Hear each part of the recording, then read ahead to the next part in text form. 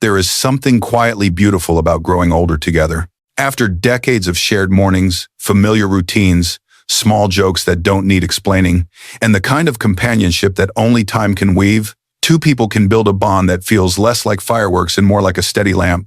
It doesn't always shout, it simply keeps the room warm. But aging can also bring subtle shifts into a relationship. Not problems, not failures, just changes. Life slows down. The days can become quieter. The body may move differently. Energy may come in shorter waves. Responsibilities change. Friends move away. Family schedules shift. And sometimes couples discover that they are still together, but not always moving in the same rhythm. If that's you, I want you to hear this clearly. Nothing is wrong with you. Nothing is wrong with your partner. This is simply a new chapter asking for a new kind of closeness. Today we're going to explore 7 gentle habits that help older couples feel closer, more appreciated, and more understood. These habits are simple, warm, and practical. They do not require dramatic conversations or big emotional leaps. They are small acts of presence and care, the kind that make everyday moments feel meaningful again. As you listen, remember one important thing. You don't have to do all 7. You don't have to do them perfectly. Choose one. Practice it softly. Let it become natural. And if you're listening alone right now, that's okay too. You can still use these habits as a mirror. You can offer them, you can invite them, and you can practice them yourself, because the way you show up matters. Take one slow breath in and a slow breath out. Let's begin. Habit 1 is to notice the quiet things your partner does. In long relationships, the grand gestures fade, and the quiet ones become the real foundation. Maybe your partner always fills the kettle before bed so the morning is easier. Maybe they fold your blanket when they pass the couch. Maybe they check the lock on the door without making a big deal out of it. Maybe they buy the same kind of fruit you like because they remembered. Maybe they bring your glasses to the table or adjust the pillow behind your back. These small acts often go unnoticed, not because you don't appreciate them, but because they become routine. The mind starts to label them as normal, and then they become invisible. But here's the truth. Invisible kindness still feeds the relationship, and visible appreciation feeds it even more. So the habit is simple. Notice one quiet thing each day, then name it. You can say, I noticed you did that. You can say, that helped me. You can say, thank you for remembering. You can say, I feel cared for when you do that. You don't need a long speech. One sentence is enough. Sometimes people hesitate to say these things because they think, we've been together forever. They already know. But knowing is not the same as hearing, and hearing is not the same as feeling. When someone feels seen, they soften. And when two people soften at the same time, closeness grows without effort. If you want a tiny challenge, try this for 1 week. Each day, name one quiet kindness you noticed. It could be something very small. And if you struggle to find something, look again, because long-term love often hides in small places. A warmed cup, a steady hand on the counter, a question like, do you need anything? A shared look that says, I'm here. Habit 2 is to create small shared moments each day. Connection doesn't require deep conversations or long outings. In fact, for many older couples, closeness returns faster through small shared moments than through heavy talks. A shared moment can be as simple as sitting together for 5 minutes after breakfast. It can be taking a slow walk at the same pace, even if it's only to the end of the hallway and back. It can be listening to one song you both enjoy. It can be watching the sunset from the window. It can be sharing a simple story from your day, even if the day was quiet. These moments act like anchors. They remind you that togetherness is less about time and more about presence. Here's what happens in many long relationships. Two people live in the same house, but they start living in separate lanes. One watches TV, one reads, one goes to bed earlier, one stays up, one talks a lot, one speaks less. And before they realize it, they are more like roommates than partners. This is common. It's not a sign of bad love. It's a sign that the relationship needs small bridges again. A small shared moment is a bridge. You don't need to schedule something complicated. You simply choose one small point in the day where you meet. For example, you can say, let's sit together for a few minutes after dinner. Or, let's have tea at the window. Or, come walk with me to the mailbox. The key is not what you do.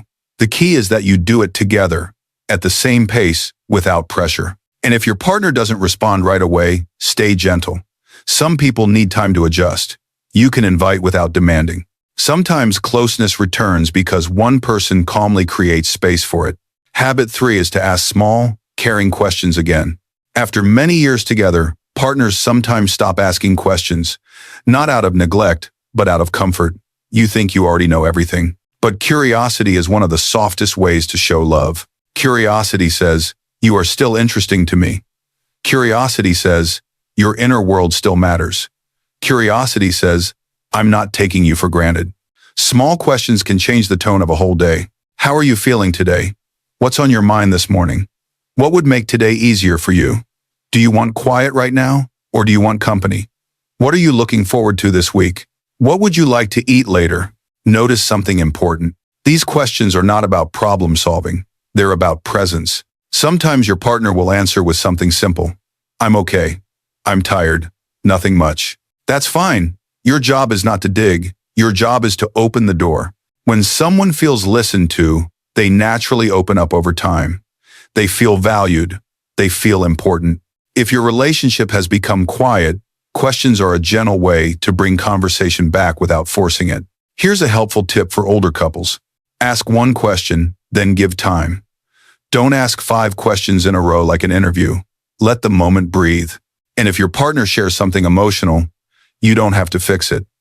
Often the most healing response is simply, "I hear you," or "That makes sense," or "Thank you for telling me." Habit 4 is to share appreciation more often, even for familiar things. Appreciation is like sunlight for a long-term relationship. Soft, warm, steady. You don't need to make big speeches. A single sincere sentence can make your partner feel cherished. "I loved our walk today. Thank you for sitting with me this morning. I liked talking with you just now. You make the day feel calmer. I feel better when you're near me. I'm glad we're a team." In older age, appreciation becomes even more meaningful because it reassures the heart. You still matter to me. I still see you. I'm still grateful for you. Some couples stop expressing appreciation because they fear it sounds too emotional, or they feel awkward, or they think it's unnecessary. But appreciation is not extra. It's nourishment. And here's another truth. Appreciation doesn't only benefit the person who receives it, it benefits the person who gives it. When you notice what you value, you feel more grounded. You feel less irritated by small things. Your mind becomes less critical. Your heart becomes softer. If you want a very practical way to use this habit, try one sentence a day. Just one, not a poem, not a speech. One sentence of appreciation. And make it specific when you can. Specific appreciation feels more real than general praise. Instead of, "You're great," try, "I appreciate how you remembered the appointment." Instead of, "Thanks for everything," try, "Thank you for warming the soup." That felt comforting. Now, around the middle of this video, I want to offer a simple invitation. If you enjoy gentle, respectful guidance for life after 60, and you want more ideas that support comfort, connection, and steady well-being, you can subscribe to True Senior Healthness. These videos are designed to feel like a calm conversation you can return to whenever you need a little warmth and direction. All right, let's continue. Habit 5 is to allow each other space to grow individually. Just because life slows down doesn't mean growth stops. Many older adults discover new interests, new hobbies, or new routines later in life. Some people begin gardening. Some begin walking more. Some return to reading. Some start painting. Some join a community group. Some want quiet time that helps them feel balanced. In long relationships, it's easy to assume that doing everything together is the only way to stay close. But the truth is, healthy closeness often includes healthy space. When each person has room to be themselves, the relationship becomes lighter. There is less pressure, less resentment, more respect, more curiosity, more joy. Supporting your partner's individuality can sound like this. "That's wonderful. Keep going. I'm happy you enjoy that. Tell me about it later. Do you want me to join you sometimes, or is this your time?" And here's a gentle reminder. Space is not distance. Space is breathing room. Some couples fear that if they do things separately, they will drift apart. But often the opposite happens. When a person feels free, they return to the relationship with more warmth. They feel less trapped. They feel more grateful. If you notice your partner has a hobby you don't share, you can still support it. You can ask about it. You can listen. You can celebrate small progress. You can give them time for it without guilt. This is love that trusts, love that respects. Habit 6 is to make small repairs instead of carrying quiet frustrations. Every relationship has small misunderstandings, a forgotten comment, a distracted moment, a tone that didn't land well, a habit that annoys you, a moment where you felt unseen. In younger years, couples often argue louder. In older years, couples often go quiet. Quiet can be peaceful, but it can also hide small hurts that build distance. So this habit is about small repairs, not big confrontations, small, gentle adjustments. You can say, I think that hurt my feelings a little. You can say, can we talk about that moment? You can say, I didn't mean to sound sharp earlier. You can say, I'm feeling sensitive today. Can we go slowly? You can say, I want us to be okay. Can we reset? Notice what these sentences have in common. They are soft. They are honest. They are not blaming. They are focused on connection, not winning. A small repair can take 30 seconds, and it can prevent 3 days of emotional distance. If you're someone who finds conflict hard, start even smaller. Start with a gentle apology when you notice you were tense, or start with a gentle check-in when you feel something is off. Are we okay? I want to be close today. These are brave words, and they create safety. Also, remember that older couples may carry fatigue, pain, or stress that affects mood. Sometimes irritability is not about the relationship, it's about the body. That's another reason to repair gently, not aggressively. Habit 7 is to keep small forms of affection alive. Affection does not need to be dramatic. It does not need to look like young romance. It can be simple and steady, holding hands during a walk, a gentle touch on the shoulder, sitting close on the couch, a warm smile across the room, a soft kiss on the forehead, saying, I'm glad you're here, saying, I missed you today, even if you were in the same house. These gestures remind both partners that they are still chosen, not out of obligation, but out of affection. Many older adults say that small expressions of tenderness bring them more comfort than anything else. Because tenderness calms the nervous system. Tenderness says, you are safe with me. If affection has faded in your relationship, don't panic. That happens in many long marriages. You can bring it back gently. Start with something small that feels natural. Sit a little closer. Touch the hand for 1 second longer. Offer a hug for 10 seconds, not rushed. And if one partner is not used to affection, be patient. Let it grow slowly, like a plant. You don't pull a plant to make it taller. You water it consistently. Now let's take a natural moment of connection. If you're listening right now, think of one small thing your partner did recently. Something ordinary, something thoughtful. Hold that memory for a moment. Let yourself feel gratitude, even if it's soft. Let your shoulders drop. Let the heart settle into that feeling. Relationships in older age are not about perfection. They are about presence. They are about choosing each other a little every day, in small ways that matter. You have already walked through a lifetime together. Now you get to shape a gentler, warmer chapter, one built on appreciation, curiosity, softness, and steady companionship. Here is a simple 1-week closeness plan you can try without pressure. On day 1, notice one quiet kindness and name it. On day 2, share a small moment, 5 minutes at the window. On day 3, ask one caring question and listen fully. On day 4, say one sentence of appreciation. On day 5, support your partner's individuality, give them space, and show respect. On day 6, make one small repair.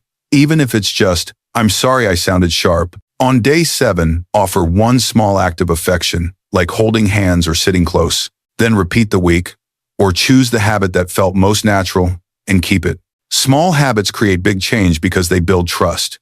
They build emotional safety. They build the feeling that the relationship is still alive and still growing. Now, I want to speak to anyone who feels a little sad as they listen. Maybe you feel that your relationship has become quiet. Maybe you miss how things used to be. Maybe you feel your partner is more distant. Maybe you are the one who has become distant without meaning to. If that's you, please don't shame yourself. Aging brings changes to energy, health, and mood. Some days are harder, some seasons are harder. But closeness is not lost forever. It can be invited back, gently, and here's the hopeful part. Most older couples don't need new love. They need renewed attention. They need to notice each other again.